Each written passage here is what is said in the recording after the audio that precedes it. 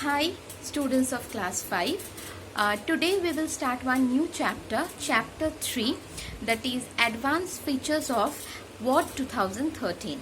I will request everyone to open the book, page number 28, and get ready with a pencil. We will read from the chapter, then some of the things we will see in the computer too. Today we will do 3 topics.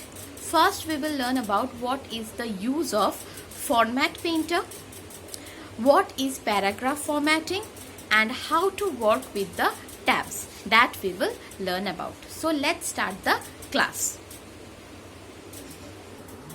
Now, let us start by doing the get going from this page. This one is called the font. Here we will get the different styles of font. So this is called font. Next we have B. It is bold button. This one italics. This one underline. Next, this one is called subscript. Next one is superscript. This one is change case button. This one font color button, and in front of it we have the highlighter button. So these are all the parts of the font group. Now I have already told you that today we will start with format painter. What is format painter? This tool is used to copy the formatting of one part of the document to other. That means whenever we want to copy the formatting of one part of the document to another, we can use this button that is called the format painter. This button is called the format painter. And double click on the format painter button if we want to use the same formatting more than once. That means if we want to use the same format more than one time, 2 times, 3 times, then simply we will double click on this format painter button. And if we want to stop the formatting, simply we will press the escape key or the format painter again. That means once we will click the format painter, that means it will be stopped. If we double click the format painter button, that means it will continue using the format. Clear? Now how to use it? Now how to use the format painter? Once the format painter we want to use, first we have to type the document. After typing the document, suppose we have already made one format for a particular paragraph. Simply we will click the portion of text where we want to do the formatting. Then we have to click the format painter button in the clipboard group of the home tab. After that, we have to see that the pointer has changed into a brush. Press and drag the mouse over the text where we want to do the formatting. After that, release the mouse button and you can see that the formatting is done on your typing. Okay, now let's see where is the format painter button is. Now, this is the clipboard group of the home tab. You can see that this one is the format painter tab. I think everyone can see it. This one is called the format painter tab. Okay. Using this, we can copy the format of one text into another text of the same document. Next, we will learn about the paragraph formatting. That means in Word, a new paragraph starts when we press the enter key. We can format the paragraph by changing its alignment, indentation, line spacing. These three things we can do in paragraph formatting using the paragraph group: alignment, indentation and line spacing. Now let's see. This is the paragraph group. Over here, this one is called the decreased indent, increased indent. These are the alignments: left alignment, center alignment, right alignment and justify. These are the alignments, different alignments option for aligning the text in our document. This one is the line spacing. Line spacing means each line is how much space will be there in between two lines or some paragraphs. Okay? And now we will talk about the indentation. This indents. What is the use of that?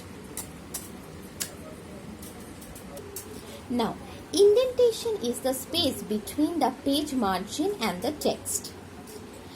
In MS Word, we have left and right indent and special indents called first line and hanging indent.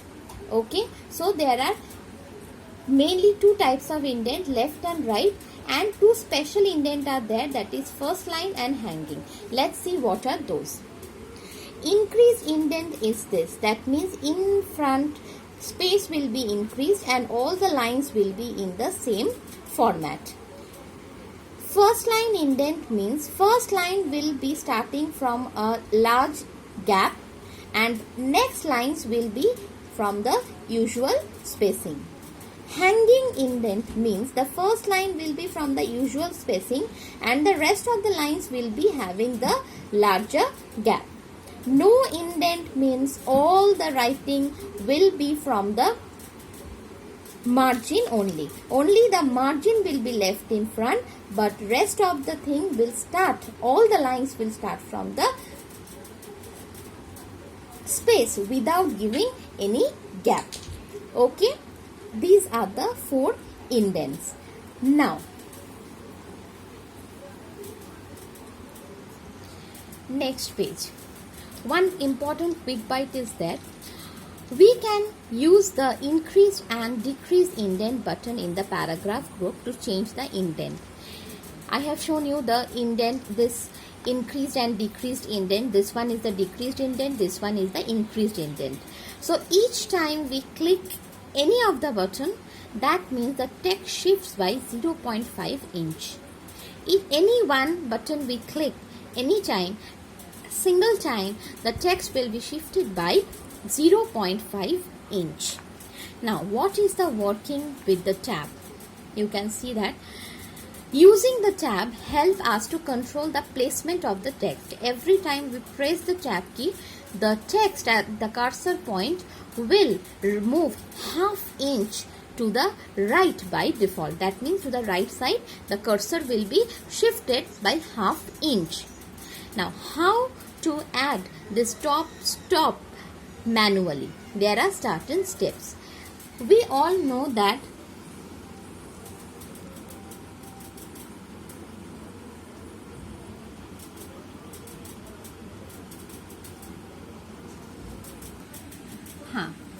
over here,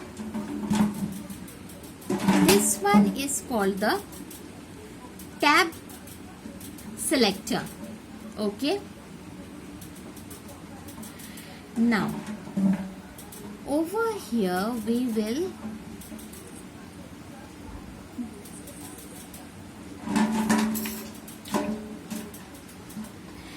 this one is called the left tab. This one is called the center tab. This one is called the right tab.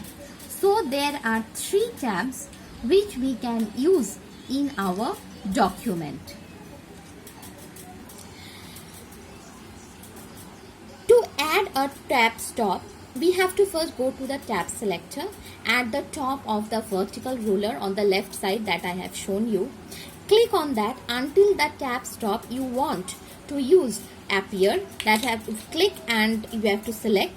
Click on the horizontal ruler where you want your text to appear on the horizontal ruler. This ruler we have to click and we have to select the position where we want our text, and we have to, as we click it, we will get that particular tab stop on the particular place. Now I have already shown you that there are 3 tabs, left, center and right. Accordingly we will place it. Now how to remove it? We can drag the tab stop away from the ruler and it will be deleted. And another thing is, double click on it, open the tab dialog box, select the tab stop we want to remove, click on the clear button, and to remove all the tab we will select clear all button. Clear button will delete only one tab stop, clear all button will delete all the tab stops. Okay, so till page number 30 is your homework for reading the chapter thoroughly. So till page 30 everyone will read. If you have any query regarding today's class, please write in the comment box. I will reply you back. So please read at home, stay healthy. Bye bye.